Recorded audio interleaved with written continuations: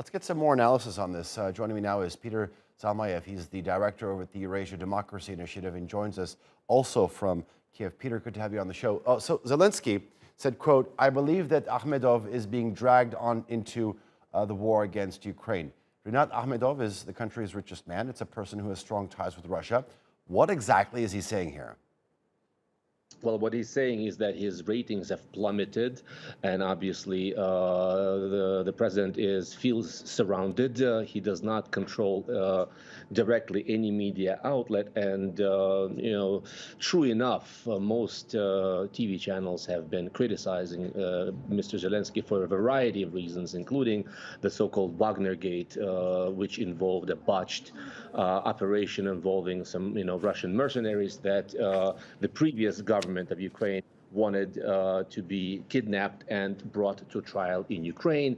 Mr. Akhmetov is concerned, obviously, first and foremost, with the law that is being prepared by the ruling party, Mr. Zelensky, the law on oligarchs, which is intended to hit oligarchs, including Mr. Akhmetov, who remains the richest man of Ukraine.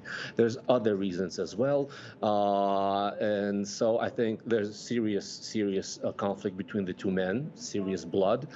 Whether there is a serious plot that Mr. Akhmetov has been involved in, as Mr. Zelensky has claimed, that's another question. I suspect that this may have been an attempt by the Ukrainian president to deflect the public attention from the problems that he finds himself in. I do not believe that he will be able to come up with the goods and to prove the existence of any sort of plot.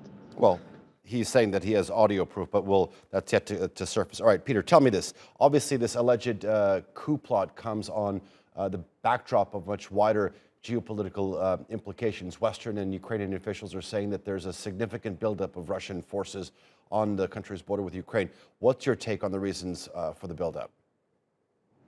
Well, first of all, this is the second round of hostilities or potential hostilities we're seeing. The first one having been in April.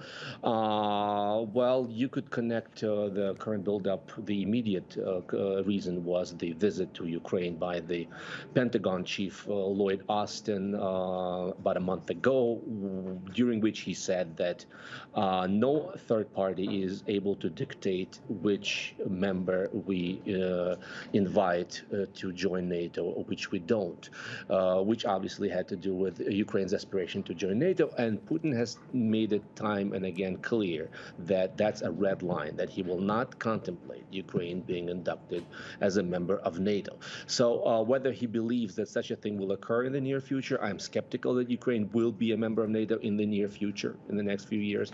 Vladimir Putin needs to put on a show of strength, both to his electorate and to Western democracies, in order to be taken seriously. He wants to he wants to continue eliciting invitations to meet with world leaders such as President Biden. And sure enough, he always gets what he wants when it comes to that. Mr. Biden has already made clear he wants to meet with Vladimir Putin, and it's precisely what Vladimir Putin wants. Okay, let's recap some things you said. You say Ukraine, it's no secret that it wants to join NATO. We know that.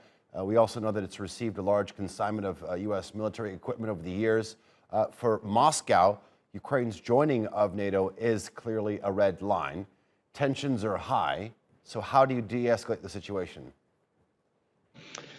Well, I believe that the situation might de-escalate on its own. Once again, in the fog of war, you can never be sure that that will happen. There's always a potential for miscalculation. One side fires on the other, and this is how wars start. And wars have started for much less than this, obviously. On the other hand, it is while it's clear that Russia will probably be able to achieve a quick and short-term victory over Ukraine, by all accounts, it's going to be a very, very, very costly affair for Russia to occupy a significant chunk of Ukraine's territory, not to mention the potential another crippling round of sanctions that we can expect from the West, etc. I do not think this is what Vladimir Putin is going after. But on the other hand, he's proven us wrong time and again in the past. He thrives on defeating expectations. What will he throw up this time? It's hard to say. I do not believe it is war, but I believe that he will want some concessions from the West, and it's a possibility that he wants to strike a bargain with his American counterpart over Taiwan. Let's say, you're concerned about China. Okay, we intercede on your behalf and we deal with the issue of Taiwan, but you give us Ukraine. I mean, this is one of the speculations that we're currently hearing about what Vladimir Putin wants. But once again, even Vladimir Putin at this point may not know exactly what he wants and may not know where this will lead. All right, after meeting with Xi Jinping, President Joe Biden is expected to meet with the Russian president. All these issues could be brought up there. Peter Zalmayev, always a pleasure. Thank you.